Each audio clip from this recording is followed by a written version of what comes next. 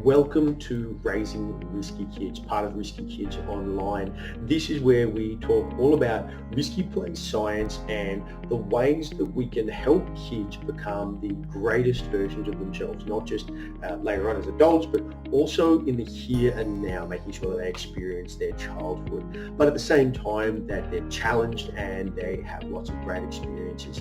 In today's talk, we're going to be working with Sian, Chambers-Vallance. She's going to be talking with us on behalf of Building Better Brains Australia, which is her and her partner, Tony Vallance. Tony won Educator of the Year in 2019, and Sian is a wonderful play therapist. And they work to upskill educators and parents on the ways that we can use play and play therapy to help reduce trauma or prevent trauma. And they've got an amazing set of online workshops that everyone should check out. So let's jump into it now.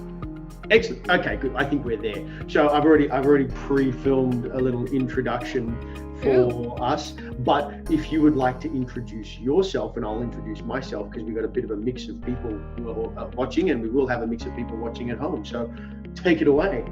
Fantastic. Well, thank you for having me, Richard. My name is Sian Chambers-Vallance, and I am from Building Better Brains Australia.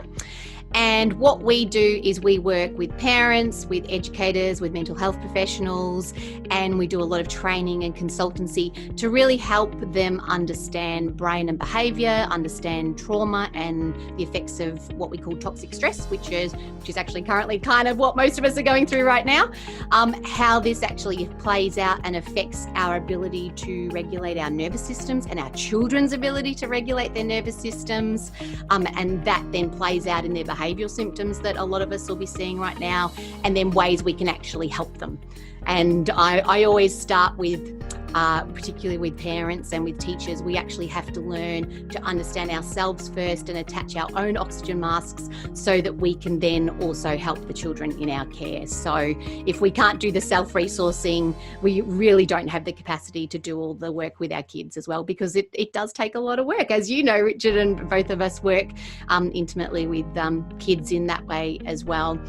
So I run a private practice specialising in play therapy and creative arts counselling, which is pretty awesome because I get to, like you, I get to play for a job, and I get to teach people how to play and to connect and process through play and build cognitive flexibility, which is really our ability to think in different ways, to approach things in different ways, to problem solve, to use creativity, to help us build resiliency, really, which is pretty much the work that you do, but in a different format. I mean, you do it, I guess, in that physical way, and then in the programs that you teaching that mental side of it, and I do it in the playroom, and as a therapist, really working with families to help their understanding and help them learn how to do this at home with their own children, and then with children themselves directly.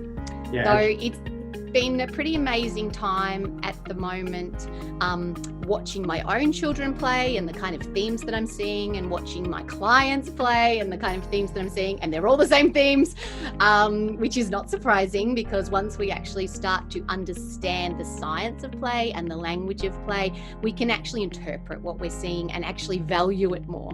The problem is, as you probably would agree, as a society, we've really lost our way in not understanding or valuing the role of play. And play has always been absolutely essential throughout our evolutionary history as human beings to actually grow what we call pro-social brains, which is our ability to exist in a positive way socially with each other, because we are social animals. Human beings are social animals. A third of our brain is programmed for connection, which is why this period of time with COVID is actually such a challenge for so many people and for the mental health of so many people, because it goes against what we're actually being told to do, which is actually to connect and to attach to other human beings for our survival.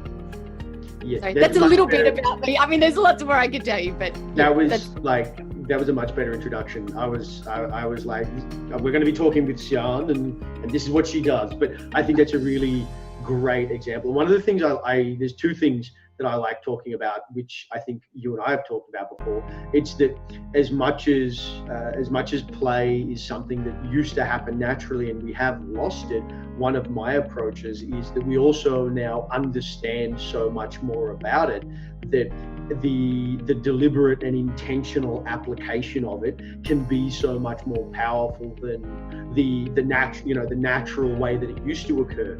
We understand it so much more intimately now that we can really harness it, and that's, I think, what both of our programs do really well. Us specifically is just one of those pieces of the puzzle, really looking at the movement side of things, but actually saying, okay, well, if this stuff used to be really important in the past, but we understand it so much better, yes, it's very important for us to get back that natural side of things. But then let's not rest on our laurels. Let's take it up to that next step and figure out exactly how we can put the reins on it and get the most out of it at all times. Absolutely, and I feel like I think there's another big missing bit of the puzzle there, which is, yes, we have all this amazing scientific evidence to prove the value of play now, which is fantastic language that once we understand it, I see it as our responsibility to become advocates for our children, to the systems that they have to operate in, which a lot of the time are not child-centered and not play-based systems, and really explain why developmentally play has to be the foundation of how our children learn, because it's how our brains process and learn and recall and remember and stay regulated. This is the thing, it's a whole brain body experience, and I guess so many of the kids that I see, will come in with labels and funded, but it's interesting, a lot of those kids are thriving with home learning. Because we have to ask ourselves, and I already know this because this is my focus is to focus on the human being beyond the label, and not to see the label as limitation, not to work from that behaviourist model, to work from the human-centered model, to go, okay, well, if I can teach you to be a little bit more cognitively flexible and look at things in a more creative, play-based way, then you're going to build a healthier brain system, which means that you're going to be able to deal with your stress, with your emotions, with your ability to regulate yourself, which then plays out in everything, in your way to handle relationships and learning and everything like that. So it's been interesting to see a lot of these kids that really struggle with sensory overload, with aggression, with things like this at school, are doing really well in the home environment, and that's wonderful to see. So back to my point, the missing bit of the jigsaw, I think, is we have all the science, we have all the evidence, we see this play out in our everyday lives in people like us that work as professionals in this area. However, I still feel like it's not common knowledge. Play in terms of our society still is very much dismissed. It is not valued. It's not understood, particularly within the systems, in our parenting and educational systems that our children spend most of the time in. And again, it's not the fault of those people. This isn't a blame thing. It's to do with how they were raised as well in a society that really dismissed and misunderstood play. But there's some pretty worrying stats out there, and like the American Pediatric Association has come out recently actually saying we need to start prescribing play to children. I mean, for me, that's like heartbreaking, that we actually have to get a doctor's certificate to say your child needs to play for an hour or two per day, because we know that that's what they need for their mental health, because it's not happening. So I feel there's still so far to go. So yes, you and I in our professional lives can do the work with the children and educate kind of the people in our care about that power and the value of play. But I think that next bit is we then need to tackle the more systemic work that has to be done, which is advocating, being the voice for the children who are essentially voiceless in our society, and saying this is developmentally the way we need to go. And also very much embedding ourselves in those, I think those structural parts of the world. So you already do so much work with educators and being able to get in with them. And the one big thing, it's come to me a couple of times, our program called Risky Kids, I immediately get a little bit of pushback from some of the more, maybe I don't want to say like archaic thinking, but just more risk averse teachers who say, oh, but I'm worried that the kids will take a risk and then they'll get hurt, and then they will, we'll get blamed, and it's then they'll sue us. Then they'll sue us. And so it's about being able to say, okay, well, what's more, let's even just examine for a second, what's more likely in terms of litigation. If you take some kids out to a playground, you teach them the skills they need to be able to engage with it. You teach them how to regulate their fear and their emotion and listen to their minds when their bodies and their minds are telling, oh, maybe we're not ready for this yet, let's try something smaller. And then something goes wrong, you can at least turn around and say, okay, well, that's just an accident, and these things happen. Whereas when we have a huge generation of kids who have been stopped from doing this, it's like, okay, well, we're going to stop them from taking any risks. Only that's the real time when if something goes wrong, you say, we have no idea why it went wrong because we haven't even tried to help these kids. And so talking to the teachers and helping them try and just reframe things. So we talk at Risk Kids a lot about risk intelligence. We're not talking about teaching kids to take risks. We're teaching kids how to understand risk.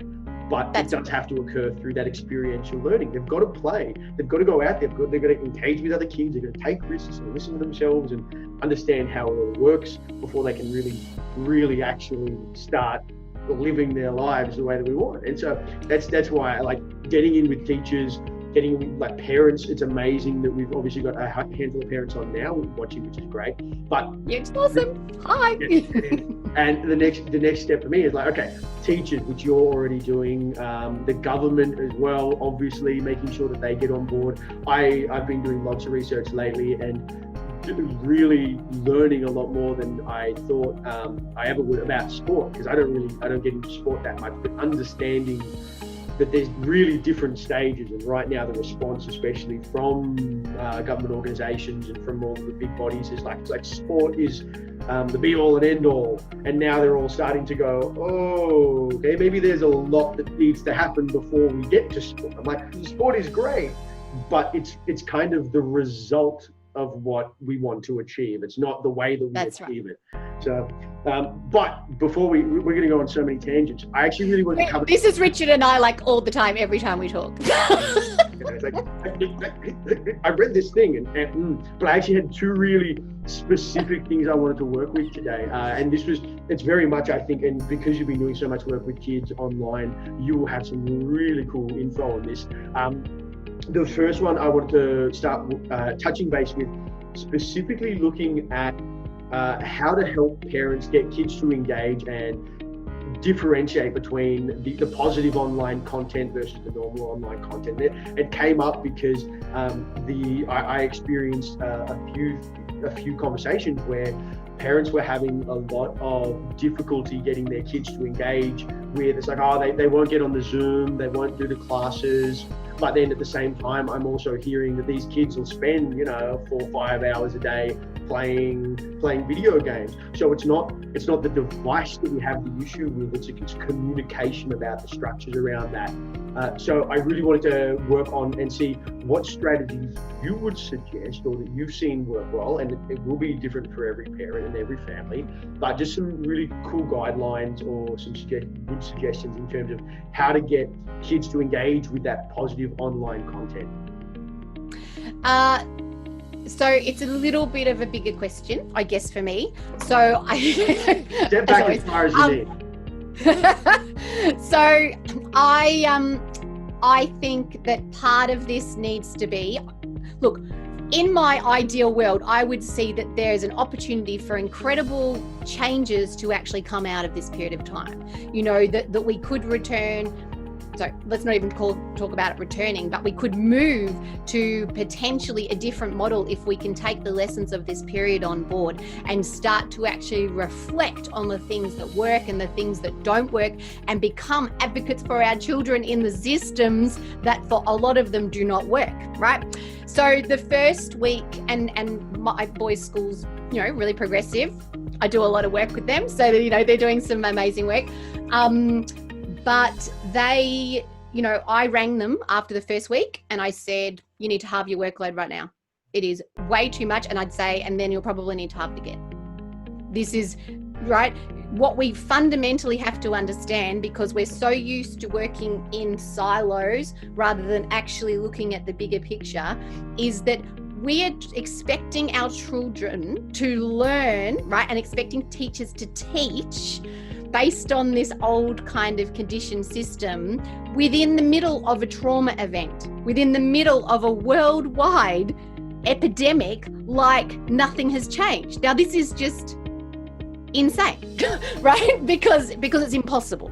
Some children, and I don't know many, it may be working well for, okay? And like I said, with a couple of my kids that really struggle in the classroom, it's working well because guess what? They have one-on-one attuned attention. They have a caregiver who's using body-based, engaging, creative, practical, contextual learning strategies with them within their home. And wow, isn't that amazing that they can learn so effectively in that way, because that's how our brains learn, right? But put them in a classroom devoid of those things and very disconnected a lot of the time with the curriculum, which, gosh, I saw some of the expectations coming out for my 6-year-old, and and again, this is a really progressive school that's doing some amazing things. And I was like, oh my God, I want to homeschool my children. This is so not appropriate developmentally. And then what happens in this process is that the child, and I mean, lucky my younger child's pretty switched on, but that's not necessarily the norm, but even the language that they're expected to absorb as a 6-year-old and use and understand is like, I think it's like basically training a seal, right? Yes, they can use a language. It doesn't mean they have a context to the language or a depth or an understanding of the language. The whole purpose in teaching them this language is so that they can sit NAPLAN in grade 3. And I'm just like, this is crazy, right? So I wrote them a whole article, which I'm happy to share with your parent community as well, on the power of play and play-based learning, and how in this time we need to, and look, it's hard.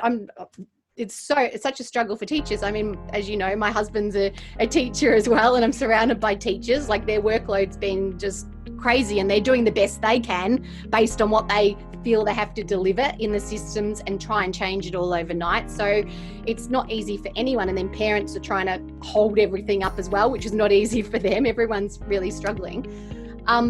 However, what's happening is that when they start to, so I've kind of fed this back to the school, and then they started to set practical contextual maths, like, hey, go and bake with your parents this week and look at all the maths that's used in cooking. I want you to cook cookies, and I want you to measure things, and I want you to add together your measurements, and I want you to weigh things, and I want you to explore this. And so it's amazing. And suddenly the kids were like, oh, do we get to do more maths today? They've started giving them card games, different maths card games that they can use, and they love it. And tick, that's our maths. So what we feel our kids have to be learning is actually not essential, right? It's teaching them to a test, which really I don't believe they should be sitting anyway, because it really just serves the school, but it doesn't serve the child, right? So it's not a child-centered, it's not developmentally appropriate.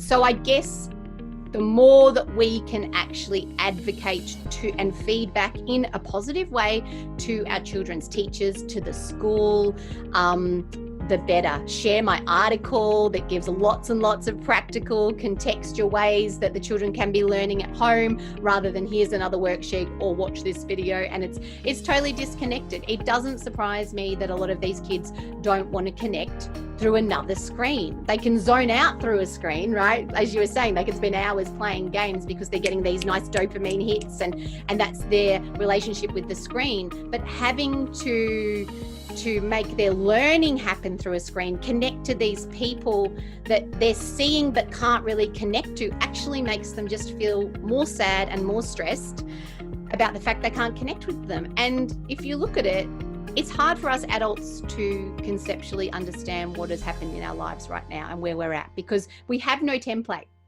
okay, to actually process, to fully process what's going on. For our kids, their little lives have been blown up overnight.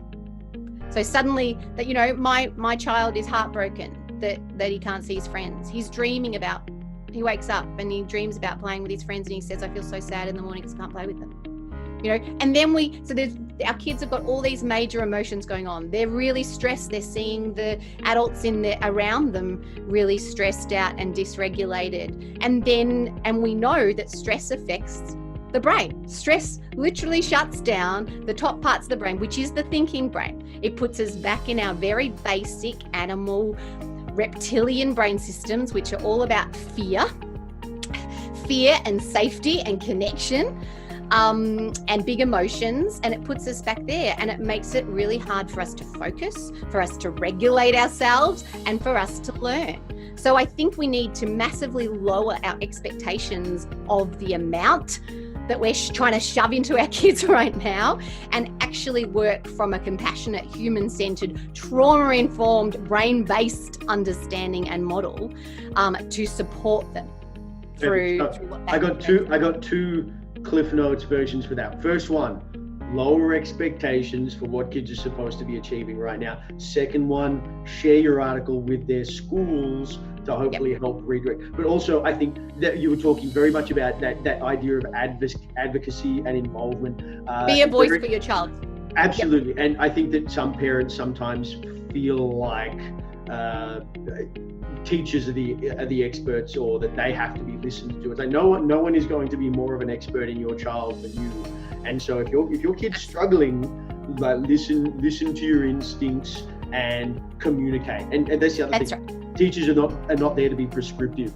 As much as you may feel like, they're doing the best that they can do, they will always, I think, appreciate more information, so long as it comes from that side of things, where it's a collaborative approach. Hey, that's what I was going to say. Little Timmy or little Tammy is struggling with this. What are some different approaches? I read XYZ article. One thing that you shared the other day, which I've already it's just something which I noticed even today, was kids turning off their screens during Zoom. So in things like that, and just letting them do that, because we're in week 6 now. Every Saturday we do a catch up with a bunch of our future leaders, who are they're the kids who are obviously doing leadership roles within the Risky Kids things.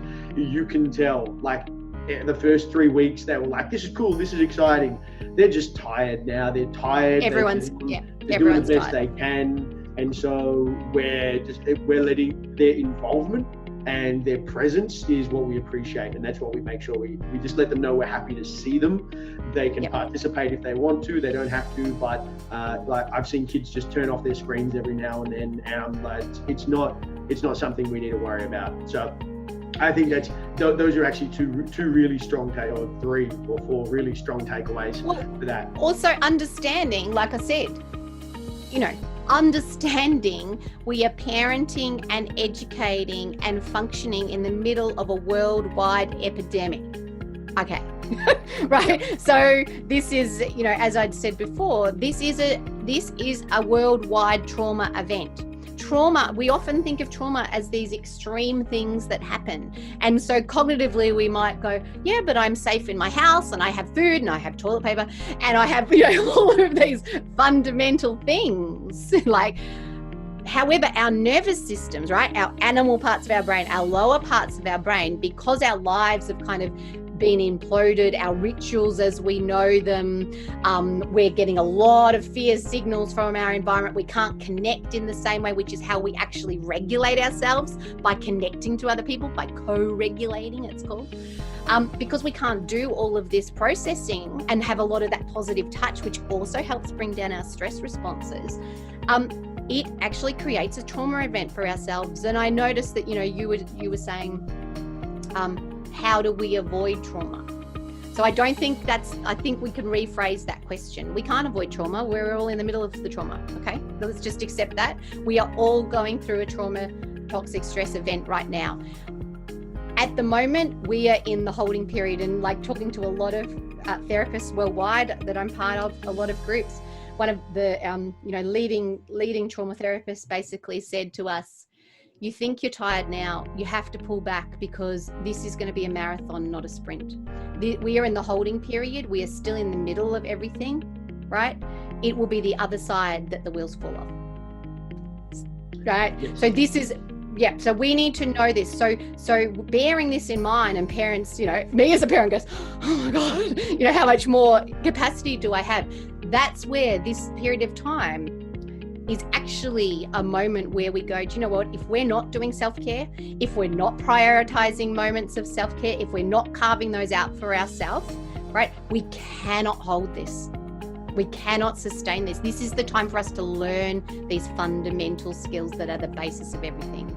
Because trauma essentially just means anything that is perceived, that is the important word, perceived as a threat by our nervous systems, putting us in what we call a hyperaroused state, which is a high cortisol. So that's the stress hormone in the brain that I was talking about. It shuts down the thinking brain, and the body pumps adrenaline, which is why we need to move so much.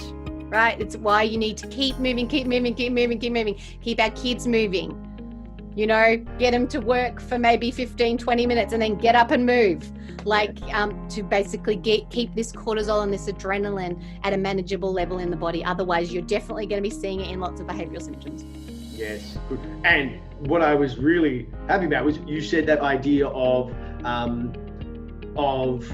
helping to avoid trauma. My question was actually, how do we avoid creating more trauma? So that's one of the things I think that is, and it of course is very connected to everything we've already been talking about. But this idea, what are some key things we really want to make sure that we're avoiding doing, which are going to heap on to something? Because like you said, trauma is happening. We are not getting away from that. That's right. One of the really core things that we want to avoid that might be triggered in a time like this from us, or that we might have a tendency to potentially do in a situation like this ourselves, either as parents or as people who are interacting with kids, even if it's just via Zoom. What are the things that we can avoid doing? So that's my question for you. Great question. I would say, can we flip the question and make it more of a strengths-based? Yeah, okay. So because I'll say, let's talk about the things that we can do, because all that other stuff is going to be coming up for us. The triggers are coming up for us, as I've been saying to a lot of my clients, and and me too. And I've got pretty good skills because this is what I teach and practice myself. But still, my days are going to go like this, right? I'm going to have my exhausted periods, and I'm going to have my quite calm, excited periods, and I'll have my sad periods of disconnection. I'll have my periods of frustration, and, accepting that this is probably step one. Love it. Right? Sitting with, and we talk about this a lot in trauma work, learning to sit with whatever's going on, not escape it, not avoid it, sit with, but grow capacity to sit with, is actually the foundation of everything. Because that's what grows what we call our window of tolerance to stress. So we go from being hair trigger response to stress to having a little bit more in the tank before we fire up like a volcano, or whatever our pattern is that we happen to do when we're stressed. So I'd be saying growing our capacity to sit with whatever's going on and reflect upon what's going on. We can do that through self-care. We can do that through mindfulness, which is, there's massive amounts of evidence now on, which is really how we train our brains to become more regulated and more calm, and be able to kind of step back and see the bigger picture rather than just kind of being in the storm of reactivity all the time. So daily mindfulness. And look, I'm a parent as well, juggling a million different things, clients and business and everything. I know how hard it is to have all those balls in the air. I can't sit down for like half an hour, 40 minutes and meditate, but I can take mindful moments. So I can, before I get up in the morning, do 5 or 10 minutes of a body scan meditation. And there's heaps of free resources on YouTube. If you, I'm sure Rich can share the links to, we've actually created a parent and educator support group with lots and lots of fantastic resources. I actually did a whole series, a video series and a manual that comes with it. It's all free on self-care for parents. So I've got lots of fantastic feedback about that. So Richard can give you the links to that so you can start playing around with those different ideas and activities. So you can do that. And then kind of just having honest conversations with our kids. It's the same thing. If our child is saying, I'm feeling really sad that I'm not seeing my friends, we don't have to shut that down. right? We can sit with that feeling, and that's okay. We don't have to rescue them from that feeling. That's the same as, physically. If we translate that physically or emotionally, we don't have to rescue them from that situation. That's not how they learn. You build resiliency by being validated and seen and having a attuned, connected relationship with you, with whatever you are experiencing. So if I'm saying I'm feeling really sad, my response could be to validate that and to say, I can see how sad you're feeling about missing your friends. It must be really tough right now. Shut my mouth. Sit with this human being in front of me telling me this. Do you need a hug? I know this is hard. I don't know when it's going to end either. It's hard for mummy sometimes too. I feel overwhelmed, and I really miss the people in my life too. Right? I'm not saving you from this feeling, but I'm sitting with you in this feeling so that you don't feel alone. Now that's really important. That grows emotional intelligence. It grows whole brain integration, which is the very definition of a healthy brain, which means that we have these connections from our left to our right brain and right to left, which is our big emotions, and then our verbalization of those emotions. So we're actually teaching them emotional language to be able to express themselves rather than have to show it in behavior. But we need to teach this explicitly, right? And it starts with how we parent. I really like you always say, be the guide on the side. And that's something I always reflect to parents. I always say, they're like, oh, how do I help my kids through these challenges or whatever it might be.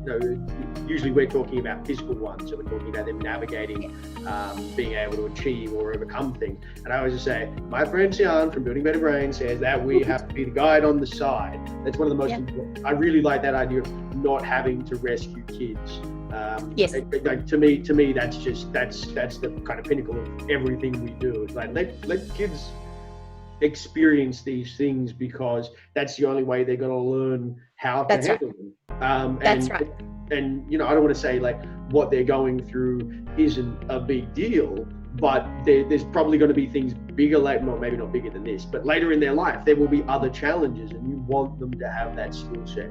And it could be that working with them on something small now is what helps them get through something big later on.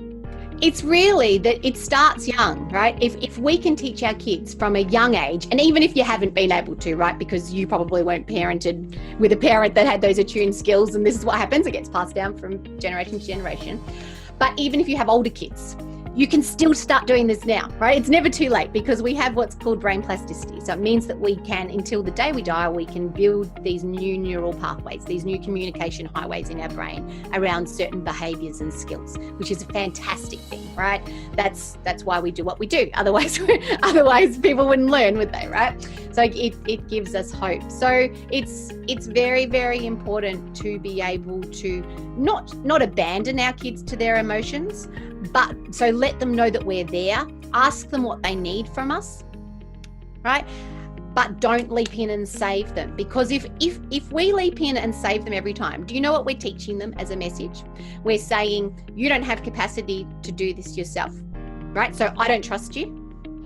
I don't trust, I don't believe in you that you actually can climb up this tree, or that you can handle these big emotions, or that you know how to actually process this through the natural language of children, which is play.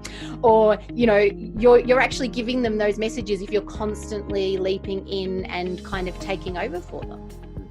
And that's the opposite of what we all want as parents, isn't it? It's just that we need to flip the way we do it a little bit more. And also I think it's a lot of hard work. I couldn't imagine saving somebody from every single problem in their life and having that constant emotional labor in yourself that I have to be looking after myself and this person. I'm like, it's okay to just step back. Now, we're nearly You still have to look after them. You still have to look after them. It actually, I have to tell you though, Richard, when you do first start working in this way, it is exhausting, because having and as a therapist, like having to sit in someone's space 100% attuned to them, it takes a lot of focus and energy, right, to do that.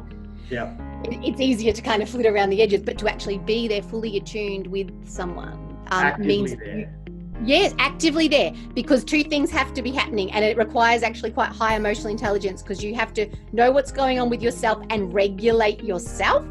You have to be able to sense what's going on for the other person and read what's going on for the other person and try and be the anchor to regulate them. I call it being the lighthouse in the storm, right? For our children, when they're showing us their big, extreme emotions sometimes in the storm, then our job is to work out how to be the lighthouse for them and to bring them back to shore.